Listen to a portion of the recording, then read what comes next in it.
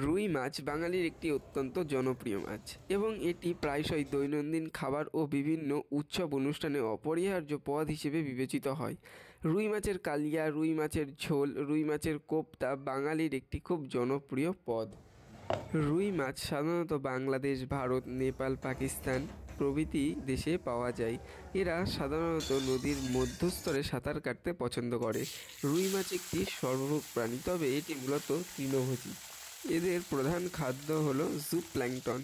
এরা প্রধানত শৈবাল ও নরম জলজ উদ্ভিদ খেয়েই বেঁচে থাকে। রুই মাছের দেহ লম্বাটে এবং উভয় পাশ সামান্য চাপা, পিঠের দিক সামান্য উঁচু। এদের রং সুন্দর রূপালি, পিঠের দিক সামান্য কালচে বাদামি এবং পেটের দিক সাদাটে। সারা দেহে সাইক্লয়েড আঁশ থাকে।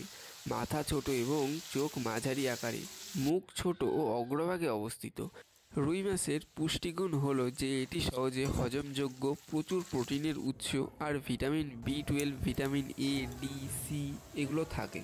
আর এর উপকারিতা হলো ওমেগা 3 ফ্যাটি অ্যাসিড হার্টকে সুস্থ রাখতে সাহায্য করে। আর এতে থাকা উপাদান হাড়ের সংযোগস্থল নমনীয় করতে এবং হাড়ের ব্যথা কমাতে অনেক সাহায্য করে। রুই মাছের স্থানীয় নাম হলো রুই, রোহিতা, রুহিতা, রাউ, নলা, গরমা, নৌসি ইত্যাদি।